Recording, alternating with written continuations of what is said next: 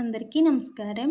Welcome to Siriraj food. నేను మీ సిరి. ఈరోజు మన వీడియోలో చాలా టేస్టీగా దోస పిండితో స్నాక్ రెసిపీ ప్రిపేర్ చేద్దాం. ఇదైతే చాలా క్రిస్పీగా, క్రంచీగా, టేస్టీగా, కుర్కురేలా ఉంటాయన్నమాట తింటే.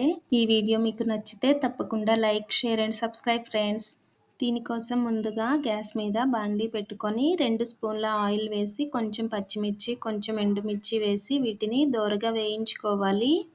ఇవి వేగిన తర్వాత సన్నగా కట్ చేసుకున్న కరివేపాకు చిటపటలాడిన తర్వాత కొంచెం వాము, అలానే కొంచెం నువ్వులు వేసి వీటిని మంచిగా ఫ్రై చేసుకోవాలి. ఇవన్నీ మంచిగా వేగిన తర్వాత ఇప్పుడు ఒక కప్పు నీళ్లు పోద్దాం. నీళ్లు పోసిన తర్వాత ఒకసారి బాగా కలిపేసుకొని రుచికి సరిపడా ఉప్పు వేసి ఈ నీళ్ళని తెర్లే వరకు మరిగించుకోవాలి. మనం పోసిన నీళ్ళనేవి మంచిగా మరుగుతున్నాయి కదా! ఇలా మరుగుతున్నప్పుడు కప్పు నీళ్ళకి కప్పు దోస పిండి పోసి ఈ పిండంతా నీళ్ళలో కలిసేలాగా కలుపుకోవాలి.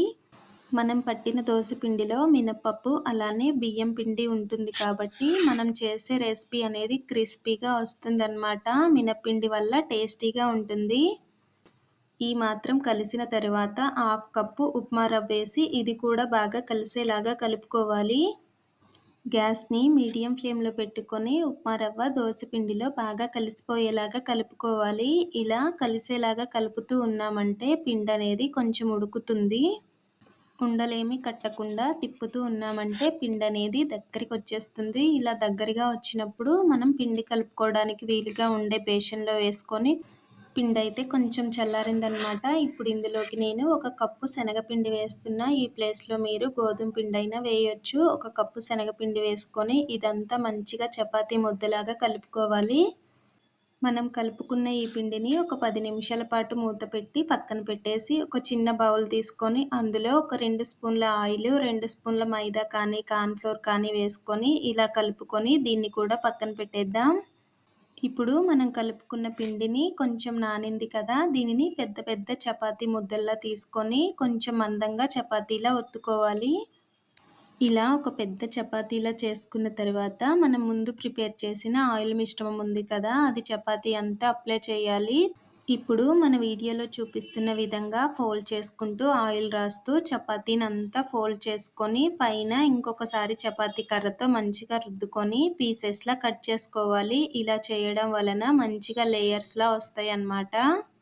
ఇవైతే చిన్నపిల్లలు భలే ఇష్టంగా తింటారు. స్నాక్ బాక్స్‌లో కూడా చాలా బావుంటాయి. ఒక కప్పు దోస పిండి ఏదైనా మైదా కానీ, గోధుమ పిండి కానీ ఒక కప్పు ఉంటే చాలు మంచిగా చేసి ఇచ్చేయొచ్చు.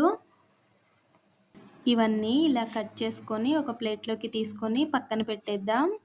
ఇప్పుడు గ్యాస్ మీద బాండీ పెట్టుకొని డీప్ ఫ్రైకి సరిపడా ఆయిల్ పోసుకోవాలి. ఆయిలు హీట్ ఎక్కాల్సిన అవసరం ఏమీ లేదు. చల్లగా ఉన్నప్పుడే వీటిని వేసి కదపకుండా ఒక 2, 3 నిమిషాల పాటు అలాగే ఉంచామంటే అవే పైకొచ్చేస్తాయన్నమాట. మనం తక్కువ ఫ్లేమ్ పెట్టి అలానే హీట్ ఎక్కని ఆయిల్‌లో వేయడం వలన లేయర్స్ త్వరగా విడిపోతాయి. ఆయిల్ హీట్‌గా ఉన్నప్పుడు వేసామంటే వెంటనే మాడిపోతాయి. అందుకే లైట్ హీట్ ఉన్నప్పుడు వీటిని వేసి చక్కగా బంగారు కలర్ వచ్చే వరకు వేయించుకోవాలి.